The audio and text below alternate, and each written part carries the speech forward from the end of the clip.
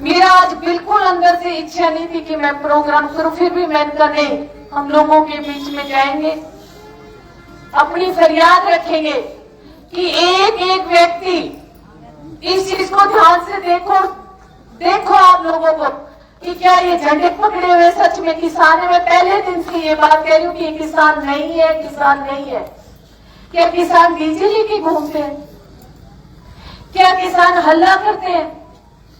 क्या किसान बहन बेटियों की दुपट्टे फाड़ते हैं? मैं मिलना चाहूंगी एक एक किसान नेता से, मैं हर खाप से हिसाब मांगूंगी इस चीज का। मैं गली गली जाऊंगी, महिलाओं को लेके जाऊंगी, मैं कुछ पूरा उचारा हल्का मैं गांव गांव जाके हिसाब मांगूंगी इस चीज का। अरे फिरते हुए आज हमें महीना हो गया, ऐसी गंदगी तो मैंने कहीं नहीं देखी जो मैंने आज यहाँ गांव में देखी। मैं अंदर से मतलब मैं बता नहीं पा रही कि मुझे इस चीज की कितनी पीड़ा है कि मैं कह के थकी कि हम महिलाओं की सुरक्षा करेंगे, हम महिलाओं के साथ हैं, हम महिलाओं को सशक्त बनाने का काम करेंगे, हम महिलाओं को पंचायतों में भागीदारी देकर हमने महिलाओं को पुरुषों के बराबर हक नहीं दिया।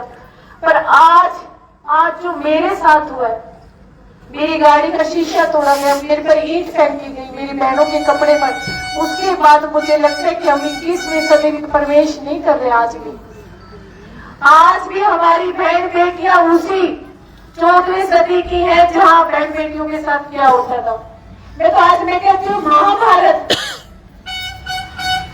आज तो सरेआम जैसे द्रौपदी का चीर हरण हुआ है। मैं तो हाथ जोड़ के आप लोगों से कह रही हूँ कि जागरूक हो जाओ, माता शक्ति जागरूक हो जाओ, अपने हकों की लड़ाई लड़ो। कोई अपना साथ देने वाला नहीं है, कोई भी। हमें अपने अधिकारों की लड़ाई खुद लड़नी होगी। क्या मैं इतने पुरुष यहाँ खड़े, मैं आपसे एक बात पूछ सकती हूँ? क्या आप मुझे इंसाफ दोगे?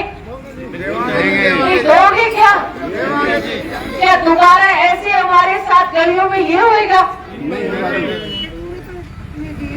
वोट दो ना दो, देखो वोट हर गांव में जाते हैं, चौपाल के अंदर वोट मांगने के लिए जाते हैं। आप वोट ना दो, ये आपका मौलिक अधिकार है किसी को, पर बेआबरू करना ये आपका अधिकार नहीं है कहीं भी। बहन जी, ये किसान का डंडा का नीचे कांग्रेस के वारा तत्व थे, जो भी है डंडा का उस पर जो भी है, मैं कहती हूँ इस चीज को हमें बहुत सख्ताई से लेना पड़ेगा। क्या इलेक्शन में घूमने वाला आदमी घूमेगा नहीं?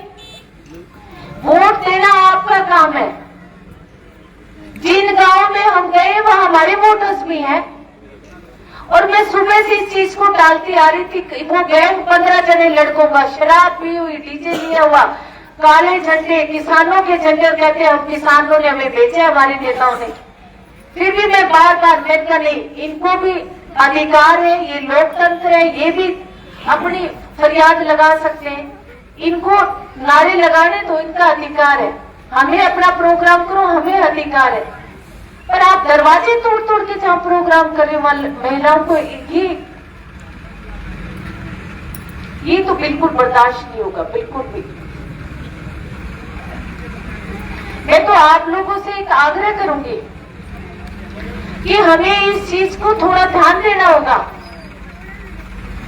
जितने भी मेरे भाई हैं, नौजवान बच्चे हैं, आप ऐसे सामाजिक तत्व वाले लोगों को पहचानो, आप उनको गांव के सामने पेश करो और गांव से इंसाफ मांगो कि ये जो गांव में घट रहा है क्या ये सही है? ये पंचायतों का काम होता है, ये खापों का काम होता है। और मैं हर खाप के नेता से हिसाब मांगूंगी, मैं उनके पास जाऊंगी, मैं उनसे बात करूंगी।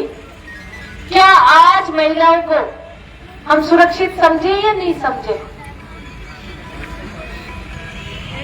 पर ये जो आज हुआ है ये बहुत गलत हुआ है। मैं तो अंत में इतना ही कहूंगी मेरे भाइयों से कि मेरे भाइयों, सबके घरों में बहनें हैं, बेटियां हैं, जो ये 20 महिलाएं मेरे साथ घूम रही हैं, तो फिर ये तो सुरक्षित है नहीं। ये भी तो सुबह 9 बजे घर छोड़ छोड़ के मेरे लिए आई है। आज इतनी महिलाएं यहाँ आप लोग खड़ी हो, आप भी तो घरों से बाहर आई हो। अगर ऐसे करें आप, गलियों में महिलाओं के दुपट्टे खींचे जाएंगे, उनके कमीज फाड़े जाएंगे, उनके हाथ तोड़े जाएंगे। एक बहन का पैर तोड़ दिया, मुकेश का हाथ तोड़ रखे, निर्मल का दुपट्टा गले से खींच के झटका मारा है उसको। एक लड़के ने एक लड़की के बाजू पे इतना तेज काटा है उसने, उसके हाथ पर। क्या ये किसान है? नहीं, मैं महिलाओं से पूछूंगी कि मैं भी तुम्हारी बहन हूं। हम तो रात को 11-11 बजे भी बाडड़ा से निकलते हैं, 2-2 बजे भी निकलते हैं, पर मैंने ऐसा सिस्टम कहीं नहीं देखा। वहां भी तो हमारे भाई हैं, क्या वहां किसान नहीं है? क्या वहां किसान खेती नहीं करते? 2-2 बजे घर जाते हैं, अपने आप को इतना सेफ समझते हैं कि हमारी भाइयों की छाया में हम लोग घूम रहे हैं। हमारे बड़े बुजुर्ग, एक आदमी अगर गेड़ का लेके बैठ जाते हैं तो रात को जब 12 बजे तक घूमो, उस गली में हमें सुरक्षा महसूस होती है कि वहां मेरा चाचा था, वो बैठा है, मुझे कोई उंगली नहीं उठा सकता मेरे ऊपर। पर ऐसा तो उचारना वालों मैंने तो कभी नहीं देखा। आज मुझे अंदर से खुद के लिए भी बहुत पीड़ा है और महिलाओं के लिए बहुत पीड़ा है।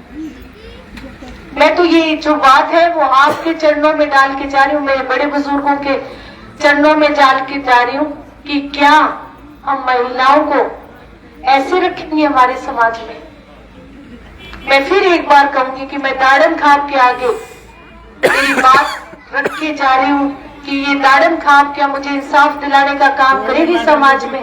जीवन जीना आसान नहीं होता और बिना संघर्ष के कोई महान नहीं होता, और जब तक नहीं पड़ती चोट हथौड़ी की पत्थर भी भगवान नहीं होता। नाना जी आगे बढ़ो, हम आपके साथ हैं। नाना जी आगे बढ़ो, हम तुम्हारे साथ हैं। नाना जी आगे बढ़ो, हम तुम्हारे साथ हैं। नाना जी आगे बढ़ो, हम तुम्हारे साथ हैं। जिंदाबाद जिंदाबाद जिंदाबाद जिंदाबाद जिंदाबाद जिंदाबाद। आगे बढ़ो, हम तुम्हारे साथ हैं। आगे बढ़ो, हम तुम्हारे साथ हैं। मैं तो ये गुमान करके बैठी थी कि मैं हिसार की बेटी हूँ।